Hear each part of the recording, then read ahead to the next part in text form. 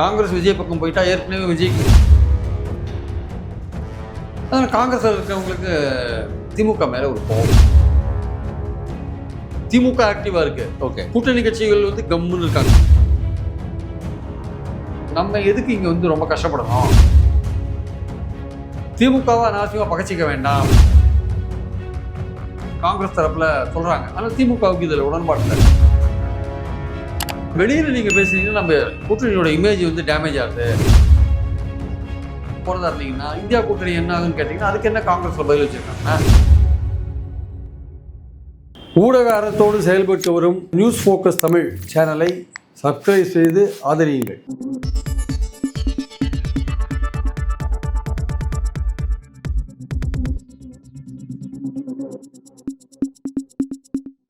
வணக்கம் சார். வணக்கம் சார். திமுக கூட்டணிக்குள்ள இருக்கக்கூடிய இந்த காங்கிரஸ் டிஎம்கே அந்த இஷ்யூ ஷார்ட் அவுட் ஆயிடுச்சா? அது கிளியர் ஆயிடுச்சா? அது இன்னும் கிளியர் ஆகலை. கிளியர் இன்னும் ஒரு மாதிரி ஒரு ஃப்ளூயிடாக தான் இருக்குது. ஒரு குழப்பமாக தான் இருக்குது ஆக்சுவலாக. அதில் என்ன விஷயங்கள் போயிட்டு இருக்கு சார்? இல்லை, அது வந்து அதில் வந்து 2-3 விஷயங்கள் இருக்குது அதில் ஆக்சுவலாக. அதாவது வந்து அதிக இடங்கள் ஆட்சியில் பங்கு.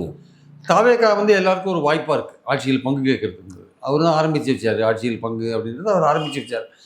அதனால் காங்கிரஸில் இருக்கிறவங்களுக்கு திமுக மேலே ஒரு கோபம் இருக்குது. அதாவது உள்ளூர் காங்கிரஸ்காரங்களுக்கு, எம்எல்ஏக்களுக்கு, எம்பிக்களுக்கெல்லாம் ஒரு கோபம் இருக்குது. என்னென்னா வந்து திமுக ரொம்ப ஒரு மாதிரி பெரிய எண்ணல் மனப்பான்மையோடு இருக்குது. நம்மளை மதிக்கிறது இல்லை, அதிகாரிகளும் நம்ம மதித்து எதுவும் வேலை செய்கிறது இல்லை. அதனால் இந்த ஒரு தடவை நம்ம வந்து தாவேக்காவோட போனாங்க, அதிகாரத்தில் பங்கு தரேன்றார். அவர் வின் பண்ணுறாரோ இல்லை சொல்கிறார். அட்லீஸ்ட்டு நம்ம திமுகவுக்கு ஒரு பாடம் கற்பிக்கலாம். அவங்க ரொம்ப 3 எலெக்ஷனாக அவங்க வின் பண்ணிட்டு வராங்க, நம்மளை மதிக்கிறதே கிடையாது, நம்மளை ஏதோ ஒரு கருவேப்பிலை மாதிரி பயன்படுத்துகிறாங்க. அவங்களுக்கு வர நல்ல பேர் அவங்களுக்கு வருது, ஆனால் அவங்களுக்கு வர கெட்ட பேர் நமக்கும் வருது. நம்ம வந்து ஏதோ உங்களுக்கு அடிமையாக இருக்கிற மாதிரி விமர்சனங்கள்லாம் வருது. இது அதிமுக போன்ற கட்சிகள், பாஜக போன்ற கட்சிகள்லாம் நம்ம அப்படி தான் விமர்சிக்கிறாங்க. அதனால் நம்ம ஒரு தடவை நம்ம சேஞ்ச் பண்ணி பார்த்தாங்க அப்படின்னு நினைக்கிறாங்க. ஆனால் சேஞ்ச் பண்ணி பார்த்தா அந்த அளவுக்கு நீங்கள் கட்சியை வளர்த்துருக்கீங்களா இல்லையான்றது ஒரு கேள்விக்குறியாக இருக்குது. தாவேக்கால போனாலும் இடங்கள்லாம் அதிகம் கிடைக்கும், பட் வின் பண்ண முடியுமா? திமுகவில் 25 கொடுத்து 18 வின் பண்ணீங்க. அந்த அளவுக்கு நீங்கள் அங்கே வின் பண்ண முடியுமா? அந்த ஸ்ட்ரைக்கிங் ரேட்டுன்றாங்கல்ல, ஸ்ட்ரைக்கிங் ரேட் அங்கே இன்க்ரீஸ் ஆகுமானா விஜய்க்கே என்ன ஓட்டு இருக்கு, அவர் எவ்வளோ வின் பண்ணுவார் தெரியாது. அப்படி இருக்கும்போது காங்கிரஸ் அங்கே சேரும்போது என்ன ஆகும் தெரியாது. அப்போ இவங்க என்ன சொல்கிறாங்க, காங்கிரஸ் விஜய் பக்கம் போயிட்டா ஏற்கனவே விஜய்க்கு கொஞ்சம் மைனாரிட்டி ஓட்டு இருக்குது, காங்கிரஸும் போய் சேர்ந்தா திமுகவுக்கு மைனாரிட்டி ஓட்டு கிடைக்காது, நமக்கு ஒட்டுமொத்த மைனாரிட்டி ஓட்டு அங்கே வரும் அப்படின்னு நினைக்கிறாங்க. அது தவறான ஒரு வாதம். ஆனால் சார், இப்போ ரீசெண்டாக காங்கிரஸ் டெல்லி காங்கிரஸில் இது சம்மந்தமாக ஒரு மீட்டிங் போட்டிருக்காங்க. அங்கே மீட்டிங் போட்டு இந்த கூட்டணி சார்ந்த அந்த விஷயத்துக்கு முற்றுப்புள்ளி வச்சிட்டாங்க. நம்ம திமுக தான் தொடர போகிறோம், அதில் மாற்று கருத்து இல்லை அப்படிங்கிற விஷயத்தை அதை நாங்கள் தான் முடிவு எடுக்க போகிறோம், டெல்லி தான் முடிவு எடுக்கும், அங்கே தேவையில்லாமல் யாரும் அதை பற்றி பேசாதீங்க அப்படின்றது முடிவு பண்ணிட்டாங்க. ஆனால் அந்த ஆட்சி அதிகாரத்தில் பங்கு அப்படிங்கிற விஷயத்தை வந்து டெல்லி காங்கிரஸ் வந்து அந்த டாக்கை பண்ணுங்க, அந்த டாக் நோ இஷ்யூ, பட் இந்த கூட்டணி சார்ந்த விஷயம் முடிஞ்சு போச்சு அப்படின்ற மாதிரி தான் கிளியர் கட்டாக சொல்லிட்டாங்கன்னு சொல்கிறாங்களே, அது எப்படி?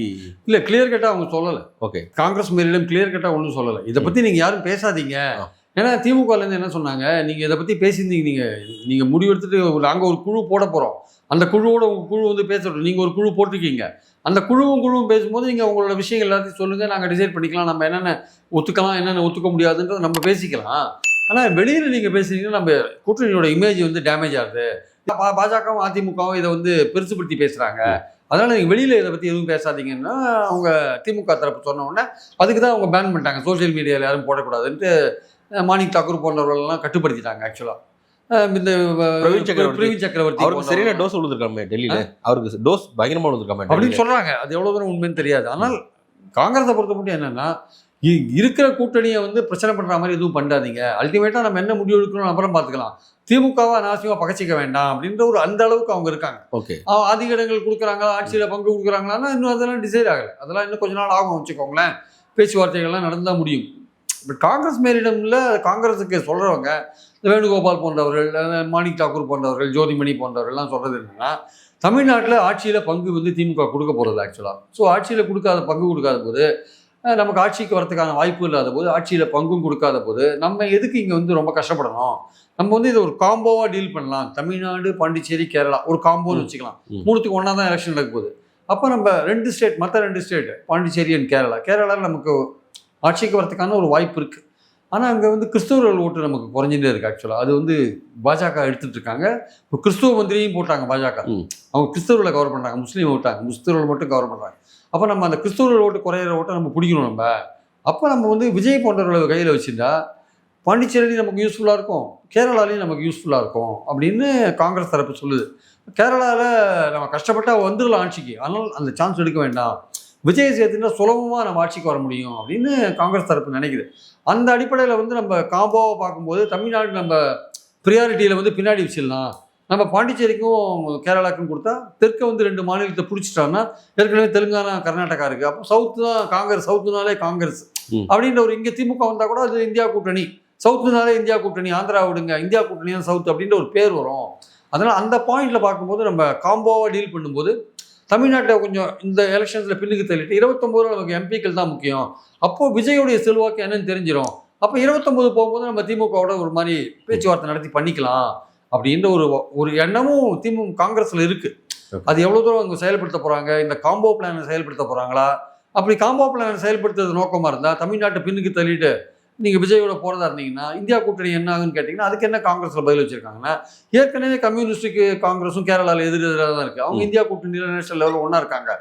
அப்போ திமுக அதில் இருக்கிறதுல ஒன்றும் பிரச்சனை இல்லை, நாங்கள் தமிழ்நாட்டில் இல்லை அவ்வளோதான், பாண்டிச்சேரியில் இல்லை, ஆனால் வந்து இந்தியா கூட்டணியில் திமுக இருக்குது அப்படின்னு அந்த ஆங்கிளில் நம்ம போய்க்கலாம். ஸ்டேட்டுக்கு ஒரு நிலைப்பாடு, நேஷனலுக்கு ஒரு நிலைப்பாடு அப்படின்னு வச்சுக்கலான்ற மாதிரி காங்கிரஸ் தரப்பில் சொல்கிறாங்க. ஆனால் திமுகவுக்கு இதில் உடன்பாடு இல்லை. நீங்கள் தமிழ்நாட்டில் எங்கள் உறவை கட் பண்ணிங்கன்னா, வேறு மாதிரி போட்டி போட்டிங்கன்னா, நாங்கள் இந்தியா கூட்டணியிலேருந்து நாங்கள் வெளில வந்துடுவோம், நாங்கள் சுயமாக செயல்படுவோம். 29 எங்களுக்கு 22 எம்பிக்கள் இருக்காங்க, நாங்கள் அதை வச்சு நாங்கள் பார்த்துப்போம், அதுக்கப்புறம் எங்களை இந்தியா கூட்டணியில் நீங்கள் கவுண்ட் பண்ணிக்காதீங்க, நாங்கள் வந்து வெளியில் வந்துடுவோன்ட்டு அவங்க தெளிவாக சொல்லிட்டாங்க. ஸோ இந்த சூழலில் வந்து என்ன பண்ணுறதுன்னு தெரியாமல், ஏன்னா உங்களுக்கு பார்லிமெண்ட்டில் இணைந்து செயல்படுறாங்க, பல்வேறு பிரச்சனைகளில் திமுகவும் காங்கிரஸும் இணைந்து செயல்பட்டு அது ஒரு ஸ்ட்ராங்காக இருக்குது, அது ஒரு வயபிளான ஒரு இதாக இருக்குது சார், குரூப்பாக இருக்குது ஆக்சுவலாக. அது பாஜக, ஆனால் திமுக விட்டு காங்கிரஸ் போனால் பாஜகவுக்கு அல்வா சாப்பிட்ட மாதிரி, திருநெல்வேலி அல்வா சாப்பிட்ட மாதிரி அது நடக்குமான்னு தான் பார்க்குறாங்க. அதனால தான் என்ன பண்ணுறாங்க, காங்கிரஸ் வந்து நல்லா விஜய்க்கு சப்போர்ட் பண்ணுற மாதிரி போகட்டும், நம்ம வந்து விஜயை பழி வாங்குற மாதிரி விஷயங்கள்லாம் பண்ணலாம் நம்ம, அப்போ அவர் வந்து நமக்கு எதிராக இருக்கிற மாதிரி தோற்றம் வரும். அந்த தோற்றம் வந்தாலே திமுகவோட விஜய் தான் வந்து பாஜகவுக்கு எதிரின்ற ஒரு தோற்றத்தை உண்டாக்கினாலே காங்கிரஸ் அது கூட நெருங்கி போகும்போது அந்த மைனாரிட்டி ஓட்டு திமுகவுக்கு போகிறது அப்படியே திருப்பி விட்டுறலாம் விஜய் சைடு, அப்போ திமுக நல்லா அடி வாங்குன்னு அவங்க ஒரு பிளான், அவங்க ஒரு தனியாக ஒரு பிளான் போடுறாங்க. இப்போ காங்கிரஸை பொறுத்த மட்டும் அவங்க இப்போ இன்னொரு பாயிண்ட் அவங்களுக்கு இருக்குது, விஜய் உண்மையிலேயே பாஜகவை சீரியஸாக எதிர்பார மாட்டாரா, இது வந்து உண்மையிலேயே சீரியஸாக எதிர்க்கிற ஒரு அணியாக இருக்குது. இது தமிழ்நாட்டில் இருக்கிற அணி திமுக, காங்கிரஸ், சிபிஎம், சிபிஐ, விடுதலை சிறுத்தைகள்லாம் பாஜக எதிர்ப்புன்றது முக்கியமான விஷயம் அங்கே. ஆனால் விஜய் அந்த அளவுக்கு பாஜக எதிர்ப்பாரா, அவர் வழவழா குழவழான்னு இருப்பாரா, இப்போ நடக்கிற மிரட்டல்கள்லாம் பார்த்து பயந்து போயிடுவாரா, எப்படி பாஜகவுக்கு அடிபடிஞ்சு போயிடுவாரா, இல்லை இறுதியில் வந்து பாஜக கூப்பிட்டா அந்த கூட்டணியிலே போய் சேர்ந்துருவாரா அப்படின்ற கடைசியாக சேர்ந்துருவாரான்னு சந்தேகங்கள்லாம் இருக்குது. இவங்க வந்து காங்கிரஸ் வந்து பாஜக எதிர்ப்பையும் முக்கியமான ஆயுதமாக வச்சுருக்காங்க. அப்போ விஜய் அந்த அளவுக்கு எதிர்ப்பாக பண்ணுவாரான்றது ஒரு கேள்விக்குறியாக இருக்குது. அவர் பாண்டிச்சேரியில் போயிட்டு பாஜக கவர்மெண்ட்டுக்கு பற்றி பேசவே இல்லையே, வந்துட்டார் அவர். அதே மாதிரி கிறிஸ்தவர்கள் தாக்கப்பட்ட போது கண்டிக்கவே இல்லையே, அவர் பேசாமல் தானே இருந்தார். அது மகாத்மா காந்தி ஊரக வேலைவாய்ப்பு திட்டம் அதெல்லாம் கூட கண்டிக்கவே இல்லை, பேசாமல் அதில் பல சேஞ்சஸ் பண்ணிருக்காங்க, ஒன்றும் கண்டிக்கவே இல்லை அவர் ஆக்சுவலாக. அதனால் விஜயோடைய பாஜக எதிர்ப்பும் ரொம்ப மோசமாக சரியில்லை, நம்பக்கூடிய விஷயமா இல்லை அப்படின்னு காங்கிரஸ் எண்ணுறாங்க. அதனால் இந்த விஷயங்கள்லாம் இருக்கிறதுனால இந்த காம்போ பிளானாக வந்து தமிழ்நாடு, பாண்டிச்சேரி, கேரளான்னு பார்க்குறது ஒரு பக்கம் இருந்தால் கூட விஜயோட போகிறதுல என்ன அட்வான்டேஜ் இருக்குது, டிஸ்அட்வான்டேஜ் இருக்குது. அதனால் தமிழ்நாட்டை கோட்டை விட்டால் தமிழ்நாடு ஏற்கனவே 50 வருஷமாக காங்கிரஸ் இங்கே இல்லை, இன்னும் பின்னாடி போயிடுமா, இந்த விஷயங்கள்லாம் யோசிச்சு பார்க்குறாங்க. அதனால் இந்த எலெக்ஷனில் நம்ம திமுகவோடய போயிடலாமா, ஸோ அவங்களும் ஒரு மாதிரி அனலைஸ் பண்ணி பார்க்குறாங்க. இல்லை கரெக்ட் சார். பட் இந்த டாக்கில் வந்து லாஸ்ட் ஒரு 20 டேஸாக போயிட்டு இருந்துச்சு. பட் இப்போ ரீசெண்டாக நடந்த அந்த டெல்லி மீட்டிங்கில் வந்து அதை கிளியர் பண்ணிட்டாங்க. கூட்டணியில் நம்ம மாற்றுறதும் கிடையாது, கூட்டணி நம்ம திமுகலாம் தொடர போகிறோம், பட் ஆட்சி அதிகாரத்தில் பங்குன்ற விஷயத்தை மட்டும் நம்ம செய்வோம், அதை வந்து பேசுங்க, அது நம்ம கட்சி வளர்ச்சிக்கு பயன்படும், பட் கூட்டணி சேஞ்சஸ்ங்கிறது எதுவுமே கிடையாது, அது தாவைக்காவோட அப்படின்ற மாதிரியான விஷயங்கள் இல்லை அப்படின்ற மாதிரி உறுதிப்படுத்தப்பட்ட செய்தி அங்கேருந்து ஒரு செய்தி. இல்லை அப்படி மேலிடத்துலேருந்து அஃபிஷியலாக அனௌன்ஸ் பண்ணலை ஆக்சுவலாக. அவங்க அந்த எண்ணத்தில் அவங்க இருக்காங்கிறது உண்மை சொல்லியிருக்கலாம் பல பேர்கிட்ட. பட் அஃபிஷியலாக வந்து என்னைக்கு இந்த குழு மறுபடியுமே திமுகவோட பேச்சுவார்த்தை நடத்துதோ அப்போ தான் அது உறுதிப்படும். ஆக்சுவலாக திமுக என்ன பண்ணுறாங்க, எந்த குழுவோடையும் பேச்சுவார்த்தை குழுவே போடாத இருக்காங்க. இது வரையும் இந்த கூட்டணி கட்சிகள்லாம் அமைதியாக இருக்காங்க. சிபிஐ, சிபிஎம், விடுதலை சிறுத்தைகள் எல்லாமே அமைதியாக இருக்காங்க. திமுக கூட்டணியில் ஒரு மாதிரி ஒரு டல் பீரியட் போயிட்டு இருக்கு. திமுக ஆக்டிவா இருக்கு, ஓகே, கூட்டணி கட்சிகள் வந்து கம்முன்னு இருக்காங்க, சைலண்டா பிரச்சனை சார். அது எப்படி ஏன் கம்முன்னு இருக்காங்க? கட்சி நல்லா ஸ்ட்ராங்கா இருக்கு, ஆக்டிவா இருக்கு, திமுக ஆக்டிவா இருக்கு, கூட்டணி கட்சிகள் டல்லா இருக்கு. ஏன் டல்லா இருக்குன்னா ஆக்டிவிட்டி இல்லாத இருக்காங்க. என்ன காரணம்னா திமுக குழுவை போட்டு நம்மள உடனே கூப்பிடும், பேச்சுவார்த்தை கூப்பிடும் அவங்க எதிர்பார்க்கறாங்க.